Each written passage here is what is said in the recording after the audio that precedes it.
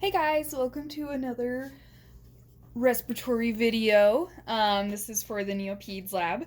This video we are going to cover neonatal and pediatric endotracheal suctioning, and we are also going to cover surfactant administration. So to begin with, we have our intubated baby connected to either a let's say we just barely intubated this baby. They are hooked up to a neopuff at the moment, and your BFF is bagging for you. So equipment you're going to need, you are going to need a Ballard inline suction catheter. You guys should be familiar with this by now. A few differences is these come in 5, 6, and 8 French, and you pick based on the size of your tube. If you'll notice, there are little colored lines that will come into play. These help measure and show where you're at with your suction because you don't want to go past. It can harm the baby. You have a little adapter that we use that matches with your ET tube.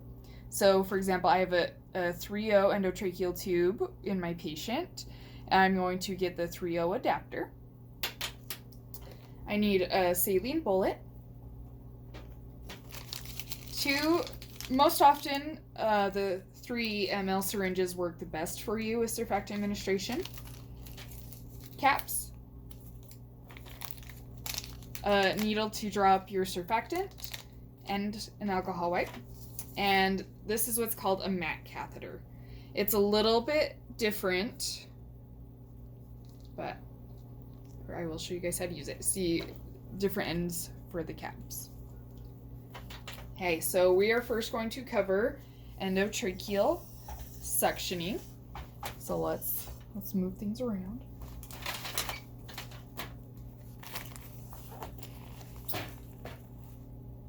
Okay. So with this adapter, one thing that's kind of tricky is you have to remove this hub from the endotracheal tube. There's a couple ways you can do this. You can just use shear force, or you can use scissors, and I'm having a lot of regrets right now. You guys love watching me struggle with sticky airway things, right? Most of the time, if this was on a real baby, I'd probably cut by now. But if you can pop the hub off, this is now garbage. So with that, this adapter attaches. So I find it easiest to just make sure I have my radiopaque line to the left, my numbers down, and I place my adapter at the end of my endotracheal tube. After that, your ventilator will attach here to the larger port, and your Ballard suction catheter will attach to the smaller port. It just inserts into there. I have found the saline adapter fits best on the outside so that it kind of stays out of the way and keeps your bedside looking nice. So before you administer surfactant, you will want to suction to make sure there are no secretions, and because you want a clear airway, you want a clear path down to the lungs in order to make sure that we have a good access to the lungs. I go ahead and place my NS bullet into my adapter.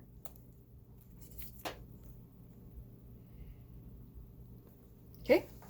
After that, I find a measurement marking on my endotracheal tube. I know this is really hard to show you guys in the video, but you guys will be able to see it up close in lab. So for example, I'm going to use the number 14. So we found the number 14 on the endotracheal tube. I will go and find the number 14 on my suction catheter. So for example, red is 12, blue is 13, yellow is 14. Okay, I now know the color associated with my measurement. So again, right here is 14. I will advance my Ballard suction catheter down until the yellow reaches the 14.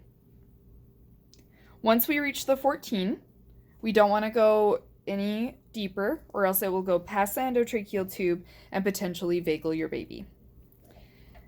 After that, you apply suction, and same with adults, you have up to 15 seconds, and then withdraw for endotracheal suctioning.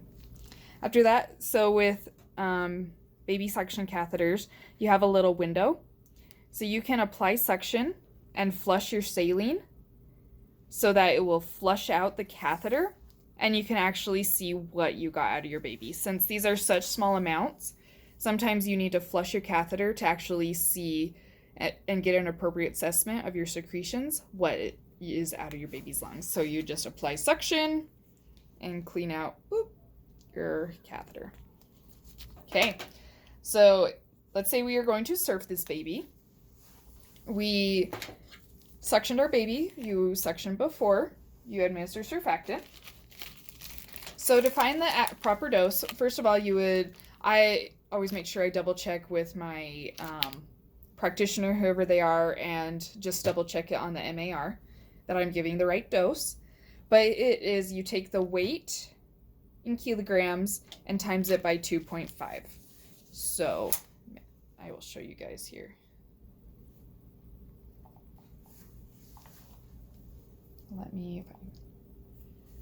So for example, let's say we have a 2 kilogram baby. So we have a 2. And then we times it by 2.5.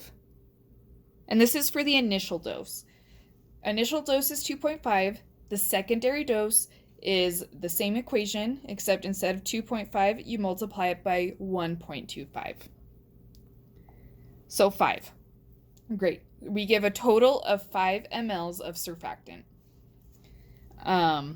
So then, to double check yourself, you'll want to put it into 2 different syringes because we have a right and a left lung. We don't want to just do it all at once. So then you divide by 2. So then 2.5. So in each of our 2 syringes, we will draw up 2.5.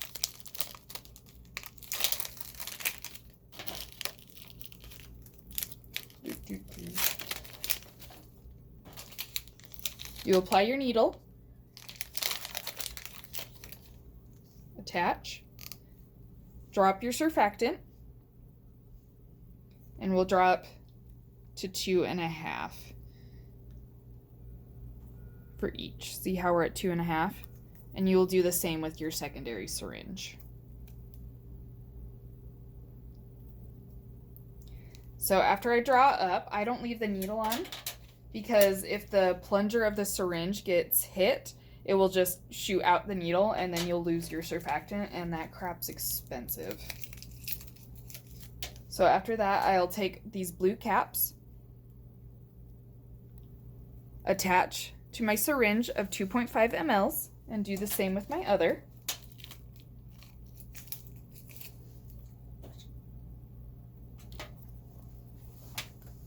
So I have my full dose of 5 mLs, but in 2 different syringes. After this, I'll make sure, after I fill this up, make sure if I do get rid of the glass bottle it's in, or it's going to be a minute, I will make sure to label these so that we know what is in these syringes, that we are giving the proper medication.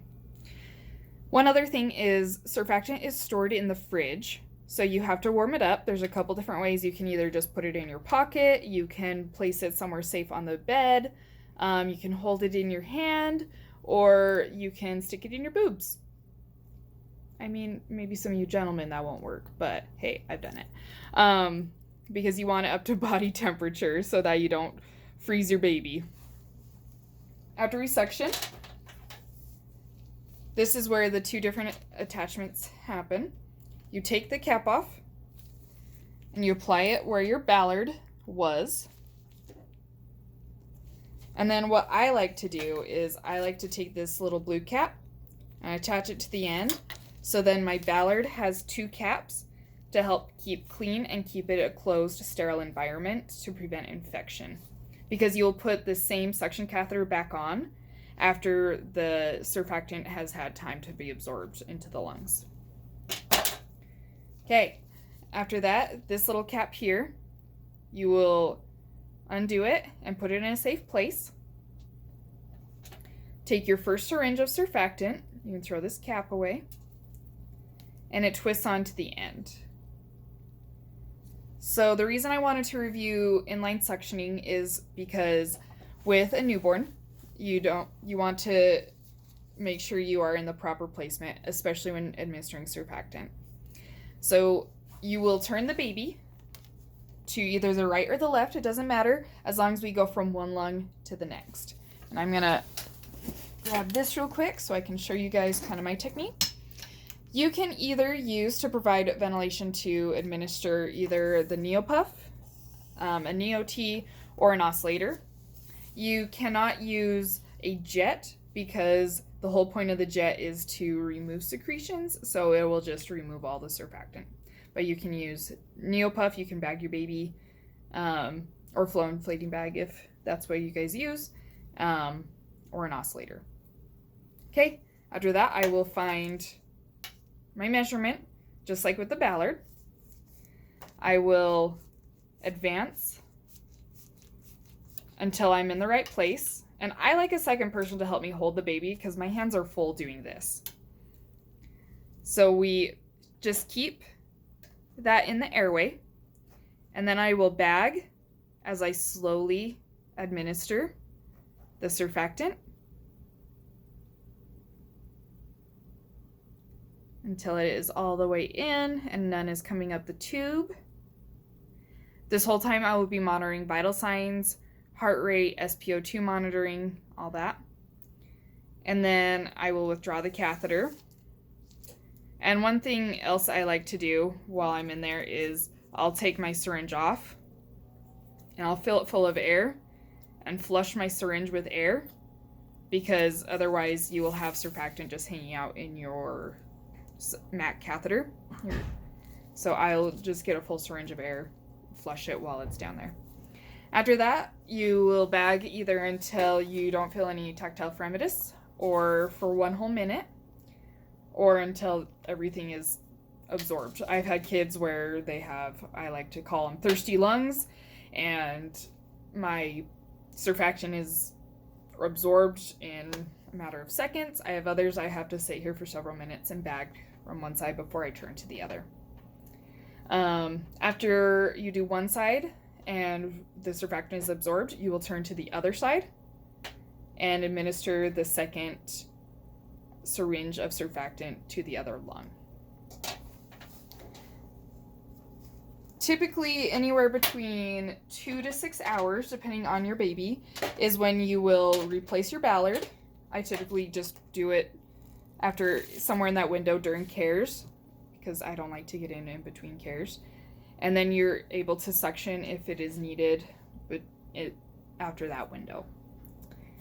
So that is a few things with surfactant. It decreases the surface tension in the lungs, so it'll make ventilation and oxygenation much easier. So don't administer surfactant and then just leave. You are going to want to actively monitor and make changes on your baby after you administer surfactant. So that is endotracheal suctioning and surfactant administration, and we'll see you guys later.